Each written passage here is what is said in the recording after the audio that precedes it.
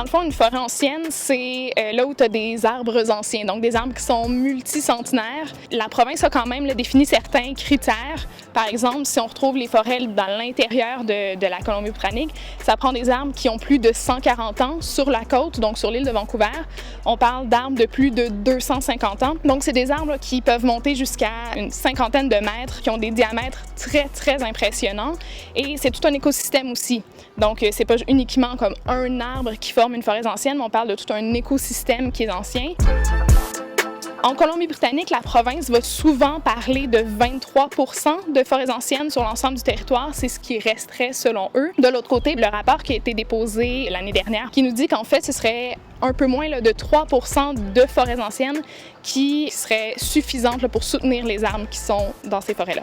Donc, il reste un tout petit peu de forêts anciennes, puis c'est étendu un peu partout sur le territoire. Il y en a certaines parties dans l'île de Vancouver, mais effectivement, on peut dire que ces forêts-là sont menacées.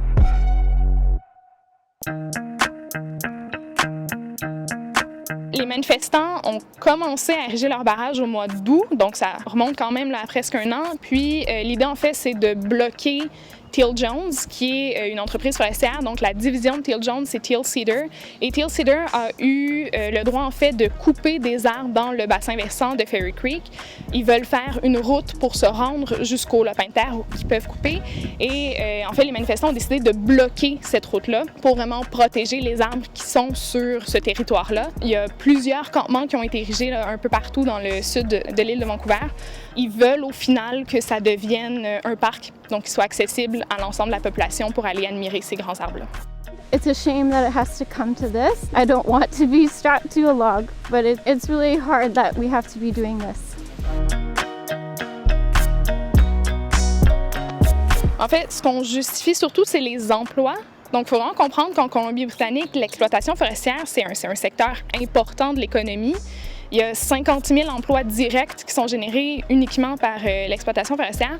Donc, c'est surtout ça le débat présentement. Donc, d'un côté, on a les travailleurs qui demandent à pouvoir travailler, à pouvoir nourrir leur famille. De l'autre, il y a les manifestants qui veulent protéger ces forêts-là. Il faut savoir que les arbres anciens, c'est des arbres qui sont immenses. Donc, au niveau du matériau, ça rapporte beaucoup. Il y a aussi la province qui a quand même déposé une nouvelle réglementation en septembre dernier pour éviter les arbres d'un certain diamètre ne peuvent plus être coupés. Il va y avoir des amendes si les entreprises forestières décident de couper ces arbres-là.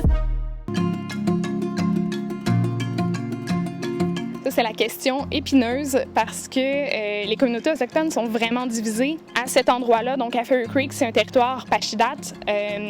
Du côté des Pashidat, mais il y a le chef héréditaire de la nation qui a demandé au mois d'avril aux manifestants de quitter son territoire. De l'autre côté, mais dans cette même nation-là, il y a des divisions. Il y a l'aîné autochtone qui s'appelle Bill Jones, qui est devenu vraiment comme une figure de proue du côté des manifestants, qui, lui, est contre l'exploitation forestière dans cette région-là, demande en fait à ce que ça cesse, à ce que le territoire soit respecté. On voit vraiment deux côtés à ce niveau-là. Il y a aussi d'autres nations qui sont venues en appui, qui sont venues soutenir les manifestants. Finalement, le week-end dernier, avec les chefs des nations d'Itidat et Huayat, il y a le chef héréditaire de la nation Pashidat qui a plutôt demandé au gouvernement un moratoire de 2 ans, donc pour la coupe de forêts anciennes sur le territoire.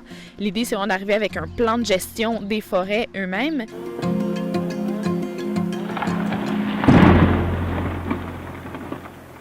Pour plus de contenu, vous pouvez suivre RAD sur Instagram ou vous abonner à leur chaîne YouTube.